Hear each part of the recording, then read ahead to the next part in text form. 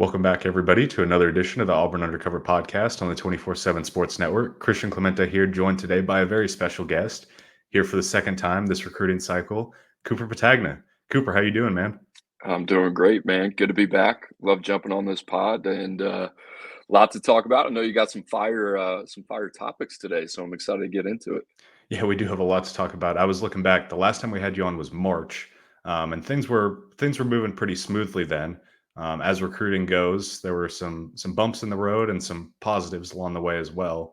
But honestly, I mean, Auburn's sitting at 16 commitments right now, number 15 in the country. Lost some guys like Tyler Lockhart and Carday Smith. Got some other guys along the way, and we think there's some more coming up. So we're going to talk about kind of who they've gotten recently. What's coming up and stuff like that. So, Coop, I think the first one that I want to talk about with you, Eric Winters. I mean, he's a guy that we've talked about extensively on this podcast, dating back to before this time last year. Honestly, that's how long of an Auburn target he's been. Was a linebacker target at one point. Now he's a safety target and a safety commit at that. Joins the class in June over Georgia, Miami. I mean, we have him as a fringe top 50 player in the country. What have you seen out of him that you like and kind of his fit at Auburn? Well, he's a fun player, and I'm glad you brought up the context about him formerly kind of being tagged as a linebacker. We went back and forth. We kind of thought early on in the recruiting process that's where he was going to end up. The more we kind of dug in, the more we talked to teams like Georgia, Miami, Auburn, kind of saw that all right, these teams are viewing him through the scope of probably going to be in that nickel position. Georgia kind of saw him in that star spot. The more you watch him, I thought the more he kind of fit there. And then from a growth projection standpoint, we got to see him at Future 50 2 years ago. And then that's when we kind of felt pretty comfortable with the fact that he was going to be a defensive back at the next level. But I mean, his tape is fun. He's a little bit of a difficult projection because he plays so much offense, especially at the quarterback position. But you just see the way that this guy plays the game, especially as a runner on offense. But the versatility. I mean, you can play him on the deep hash. You can, obviously, closer to the line of scrimmage, physical and run support as well. So I think there's going to be a little bit of an acclimation period, especially transitioning to full time defensive back. But in terms of his skill set and how it fits playing closer to the line of scrimmage, I think there's a lot there to like. I love the versatility too. And I actually wouldn't be shocked if he's one of those guys that gets to campus early, that he can make an impact sooner rather than later, just because of, you see these guys that play three phases, they pick up the game a lot quicker. They have a better feel for it. So I like Winters a lot. Obviously, you understand why Auburn wanted to keep him home in the state of Alabama. But like, if you had to put a tag on one of these guys, he would be like that football player, type of guy that you would look at and just say, "Hey, get on my team. We'll figure it out later." Yeah, I mean, you touched on state of Alabama there a little bit, and we're going to touch on that a little bit more after this. But I wanted to ask you about Alvin Henderson as well, another state of Alabama guy, obviously committed to Penn State in the spring. He was a guy that Hugh Freeze, Derek Nix, they weren't really going to let get away, and he ends up flipping late in June. I mean, you look at the stats, obviously playing at the 1A level, but he's a guy that has broken high school records in the state of Alabama, put up an insane amount of yardage for a team, Coop, that needs running backs and will need them right away next year with Jarquez on his way out and only two scholarship backs returning. Kind of what does he bring to the table? Well, he fits that mold, right? I mean, you talk about a room that needs players to step into and be able contribute immediately. I mean, that's Alvin Henderson. You see the picture here if you're watching on YouTube. Just the frame, 5'9", over 200 pounds. You mentioned playing at the 1A level. I mean, I had to go back and I had to check twice. I think he averaged over 15 yards per carry last year. So uber productive, over 3,000 yards. When you look at him physically from a trait standpoint, he's not an eye-popping guy, but in terms of playing the football game, feel, instincts, vision, burst, balance, body control, all those things, contact balance, when you're looking at a running back, those are the intangibles that you're looking at. So it's easy to kind of overlook some. All right, is he a 4.4 guy versus a 4.7 guy, which is where he's at right now. I don't really get hung up in that. And it's something in the past that I think maybe we put too much stock in. But in terms of the play speed, this guy's ability to separate and continue to find space and hidden yardage, he's got a knack for that. So I'm a big fan of this kid. I think he can be somebody that produces on early downs next year, especially in short yardage as well. So like this guy a lot. I think one of those dudes, like pound for pound, going to be ready to play early at the next level. Yeah, before we get into kind of what could be next for Auburn's class, and we've got some names that we're going to touch on there, I just wanted to zoom out a little bit. And, we talked to you in March, and at that point, it was guys like Malik, guys like Jordan Crawford, guys like Caleb Falk that were kind of anchoring the class. Obviously, some things have changed since then, and there should pick up a couple more guys here soon as well. But when you look at Auburn's class and what they've got going right now, what are some of the things that kind of stick out to you, and what do you like, or what do you think they still kind of need to work on in this cycle? Sure. I mean, you mentioned the two names at the top, Autry, Falk, Winters, Jordan Crawford. You go down the list. I mean, all four of those guys are from the state of Alabama. So to be able to keep um, those type of players home, that caliber of player, that's a big deal. The other thing is there's not a lot of players like Malik Autry this class. It's part of the reason that he's in the top 32 and cemented as a 5-star right now. And what I mean by that is it's hard to find guys, as a true nose guard or one technique, guys that can play multiple spots on the defensive line that are over 320 pounds and have his type of reach, his type of power, his type of explosiveness. So that's a big get, not only for Auburn, but there's just not a lot of dudes walking around like that. Caleb Falk, I love the versatility. I think him and his brother are two of the most intriguing guys that I think we've evaluated year over year. Winners, we just talked about the Jordan Crawford kid is fun, man. So to be able to pair him next to a guy like Malik Autry, I like a lot. And then the Donovan Starr, just in terms of a really crafty evaluation. Donovan Starr might be one of the best athletes in this entire cycle, regardless of position. I mean, he's a 6'9" high jumper. He can roll as well. He's got a lot of developmental upside. And then you complement that with guys that you like. I mean, you mentioned Alvin Henderson. There's a lot of love for Broderick Scholl. You kind of go down the list as well. Um, you know, a couple other guys, Hollis Davidson as well. So they've done a good job. I think at this point, there's a handful of names on the board, especially a couple guys in the state of Alabama that they would like to add to this class.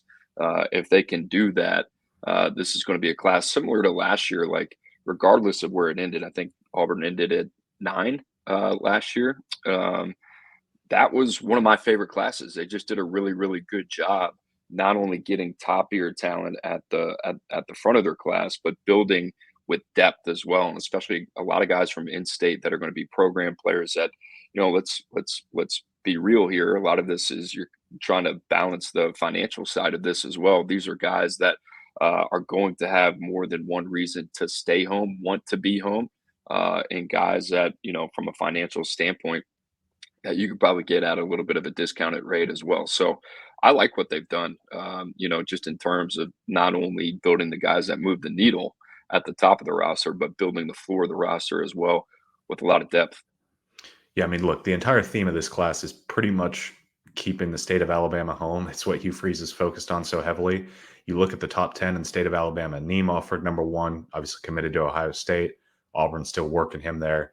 Jared Smith, too. We're going to touch on him here in a second. And then 3, 4, 5 are Auburn commits. 6 is Zion Grady, Ohio State. 7, Derek Smith, the Alabama commit, but Auburn's starting to pick up some steam there. 9, Anquan Fagans, Auburn picking up steam there. We'll talk about him in a second. And then Antonio Coleman, who they had at one point but committed to Alabama now. But we'll start at the top. Look, 2 Thompson standouts, Jared Smith and Anquan Fagans, guys that Auburn could get in their class. I think will get in their class within the next couple of weeks here. Jared Smith set to commit on August 3rd. Will be back for Big Cat Weekend here on Saturday. Coop, kind of an interesting guy, not a ton of production necessarily at the high school level from Spain Park and then now at Thompson, but he's a guy, I mean, 6'6" and a half, 235. He looks incredible. He's a guy that, Auburn actually honestly was not recruiting all that hard before the spring evaluation period. They go and see him. In this picture, there's DJ Durkin in the background for those watching on YouTube. And they really they liked his growth. They liked his potential there at Buck linebacker, playing DN, kind of wherever. Where does he fit for you guys? Obviously a 5-star, but kind of an interesting evaluation, at least in my eyes. Yeah, Seymour is an edge. He's got the basketball background. I think the biggest thing with him, he's got reported 37-inch arms. As much as I'd like to believe that, I don't think that's true. Even if that's 2 inches off, 35 inches, whether he's, playing in a 2-point or a 3-point, is elite level length coming off the edge. So, this is a guy for the last 2 years that we've evaluated and you get really excited about. You put him in the top 100. You get the basketball background, you see the flashes on tape. And we've just been waiting and waiting and waiting for this guy to really kind of take the next step. Now, there are flashes of that in terms of what we've seen in person, what we've seen on the combine circuit, certainly what we've seen this spring at Thompson. You see it on the field as well. The biggest thing with him, he's got this 6'6.5", 235-pound frame. You want to see him play with a little bit more shock, a little bit physicality off the edge. He's more of a kind of finesse guy. I mentioned that basketball background. He's more of a basketball player in a football field right now than he is a football player between the white lines. That's what you want to see. We're okay, in terms of our philosophy when it comes to projecting these type of players. We did it last year with another guy from the state of Alabama, Jordan Ross, right, who we really, really loved. Only had 2.5 sacks as a junior. So, these guys are really hard to find. We kind of trust the traits here. Jared Smith has put some stuff on tape that leads us to believe that it's going to come together. But that being said, transfers to Thompson from Spain Park for his senior season, and we're excited. We're excited to see. Quite honestly, it's one of those guys. I mean, there's a handful of these guys every year since we started doing this with the 32 5 stars, and moving guys out of that range as well. He's one of those guys. He's going to have to earn that status. He's inside the top 32 right now, but like, if you want me to be honest with you, it's going to come down to really his first 4 to 6 games of his senior season, whether or not he's going to be a 5 star. And the traits are all there. We love the physical clay, but it's got to show up on tape, right? We want to see which way that arrow is pointing. That being said, regardless of where he ends up, you see the vision with this type of kid, right? It's really easy to talk yourself in to what type of player he can be. Yeah, sticking up at Thompson, a school that Auburn historically has not had a lot of success recruiting, despite it being such a powerhouse. But it looks like Auburn might go 2 for 2 in terms of landing the top 2 guys there, at least in the 25 class. Anquan Fagans, nicknamed New Boy, he'll be back for Big Cat. I'm going to commit a couple days later on the 29th. Some other schools are in the mix, but really since Charles Kelly arrived, obviously Charles Kelly recruited his older brother to Alabama. New Boy's other older brother is now on Auburn's roster as a preferred walk-on. Should be in Auburn's class soon. And I mean, Coop, this is a guy who ball skills as a DB, it's hard to find too many better, at least from what I've seen. I mean, 18 interceptions over 3 years at Thompson. Kind of where does he fit in for y'all? Yeah, he is. I think he said it there with the ball production, but he's smooth, man. Shade under 6'2", can do a lot of different things. Typically plays in zone coverage. I just love like the eyes and the instincts, and a guy that has played a lot of corner, but ultimately at the end of the day, more than likely going to make a very smooth transition to that safety position. And I think his ability to play the deep part of the field. I talked about the eye discipline a little bit, but I love the range. I love the ball skills. You talked about the production with 18 INTs. He can do a lot of different things. He's one of those guys that I've continued to watch, that the more I watch him, the more I like him. I think the biggest question mark about Traquan is really kind of the speed, right? What's he going to run like? What's that look like? But in terms of, all right, you start projecting him to the safety position, maybe he comes up a little bit, can play in a nickel role as well, match up with some bigger body receivers and tight ends. He's a really, really interesting piece. And the cool thing about Traquan is him and Eric Winters really complement each other really well. They're 2 guys that do a lot of different things. So big fan of this dude. I think he's going to be more of a guy that you'll see playing more on the back end. I think Winters is going to play closer to the line of scrimmage. But these are the type of guys that you want, big bodies that can run, match up man to man, do a lot of different things, take away airspace. And that's the name of the game, right? Especially in the SEC, it's all about matchups. And you got to have the guys that can go toe to toe in man to man coverage. And both these guys can do that. Yeah, Coop, it would not be an Auburn podcast if it football recruiting podcast, I should say, if I didn't ask you about quarterback right now and kind of where you think Auburn should go. Obviously, they recruited Juju Lewis for a while, kind of have backed out of that sweepstakes, and now we're focusing a little bit more on KJ Lacey, the Texas commit from Saraland, and then Deuce Knight, the Notre Dame commit from over there in Mississippi. 2 pretty different players, but kind of for you, when you look at Hugh Freeze's offense, what he's built with those receivers so far and kind of what he has rolling, where, in your opinion, where would you go if you were Auburn? Well, I go with Deuce Knight, right? Like I'm going to trust the process and trust the rankings. I mean, he is the most polarizing prospect in this class. It's not just because he's a quarterback. I mean, you talk about the physical potential of Deuce Knight is unlimited.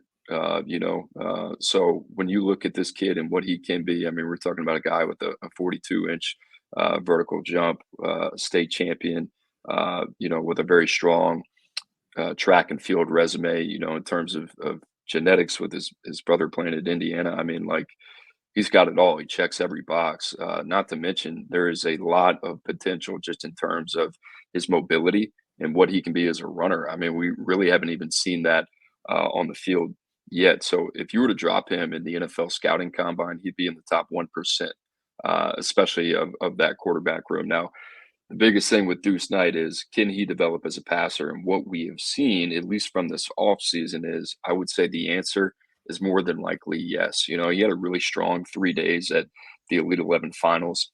Every time I have seen him, he has gotten better and better. There are a lot of question marks. What would this guy look like? He went from like fourth round developmental prospect, wild card, will take a shot, now to knocking on the door of 5-star status and can potentially play his way in there as a senior. Now, I think the biggest thing with him is continuity and environment. Went to Lipscomb, transferred back. What does that look like? It's been hovering around 56% career completion percentage. That needs to get better. The on-field stuff needs to tick up big time. If this is going to be a guy that's going to continue to trend in the right direction. The other thing about him, especially with all these quarterbacks, he's wired the right way. I really enjoyed being around him in LA, getting to spend some time around him. And I think the other thing is, he started working with a private quarterback coach in March, and you can see the dividends already in a short amount of time, that he's kind of had that structure and what that's looked like. So imagine what he could do with the coaching of a guy like Hugh Freeze, or even if he ends up sticking at Notre Dame with Mike Denbrock, right? And Gino Gaduli. The sky's the limit for him. And I think it would give Hugh Freeze and it would give Auburn two lottery tickets with a ginormous payout. Him and Walker White are very similar in terms of what they offer in terms of upside. If these guys hit, or even if they hit at, three quarters or 85% of what they can be, I mean, these are two guys that you're probably talking about as potential day one type of athletes and quarterbacks when it comes to the NFL draft. So that one's easy for me. Now, in terms of on-field fit, KJ Lacey is a really nice fit. Going to be a really good football player. How does it project to Sundays? I don't know. Probably limited, right? I mean, he's 5'10" and a half, 5'11", hovering around there. But I talked about Deuce Knight and the intangibles between the ears. I hear so many people rave about KJ Lacey and the way that this kid's put together and the type of teammate he is and the type of command that he has at the position. And you see it when you turn on the tape. I mean, he's just a gamer. Like, it's more Caden Salter-esque, right? That's a player that you can do some things with if the environment is right. And Auburn, by all intents and purposes, I mean, you're looking at four of the most dynamic receivers in the country last year that they brought in. So KJ Lacey is a really nice thought to really kind of plug and play. And hey, this is going to be a guy that's going to keep you on schedule and keep you ahead of the sticks. That's kind of what KJ Lacey is. So maybe there's a little bit more risk involved with a guy like Walker White or a guy like Deuce Knight. But in terms of the ceiling, if either of those guys hit, now you got a guy, once you get into that 12-team playoff, those are two guys that you can win because of, not win with. I think KJ Lacey is a guy you win with, maybe not because of. I think the other two, if they are able to realize, like I said, three quarters or 85% of their potential, those are dudes that are pretty scary, that if you put together with those receivers, that nobody's going to want to face. And I kind of look at LSU and I look at Jaden Daniels and what they had in Brian Thomas Jr. and Malik Neighbors. Nightmare to defend, right? So imagine Deuce Knight's legs with the matchup of a Cam Coleman and a Perry Thompson, and a Bryce Kane and a Malcolm Simmons. I mean, that's very, very difficult. Now you got to defend Deuce Knight's legs on top of that. That idea, as an Auburn fan, Deuce Knight paired up with that type of skill set on the perimeter, that's like every, college football fan's dream, especially, when it comes to the video game. I mean, I don't know how you defend that as well. So yeah, I think Deuce Knight's the easy answer, but if it ends up being KJ Lacey, still a lot of reasons to be excited. Hey, Coop, before I let you get out of here, where can everyone find your work? Because I know you and Andrew Ivins absolutely kill it. You guys have a show a couple times a week. You're on other shows throughout the 247 Sports Network as well. We try and get you on here as much as possible for obvious reasons for everyone that's listened to the last 20 minutes and the knowledge that you have in football. Where can everyone find what you're doing right now? No, I appreciate it. So, Andrew and I have a podcast every Tuesday and Wednesday called the 247 Sports Football Recruiting Podcast. It's a lot like this, from a national standpoint, just kind of getting into the weeds, talking more scouting side of it than recruiting. Tom Loy will come on Wednesdays and give the recruiting intel as well. But every Tuesday and Wednesday, you can find us on the 247 Sports YouTube channel at noon Eastern time. You can also find us wherever you get your podcast, Spotify, Apple as well will be on there too. So, no, man, pod's been great. We've been enjoying it, and anytime we can get some more listeners, we definitely appreciate it. Yeah, you guys are killing it. Look, if you guys follow recruiting, if you enjoy following it more than Auburn, or even if you just follow Auburn, you want to hear about some other guys, that is definitely the place to go. So appreciate everyone tuning in. Really appreciate Cooper for hopping on. Guys, you can catch us. I think we're going to do a live show on Thursday night with Jason ahead of Big Cat Weekend. So you guys can look forward to that, and we will catch you guys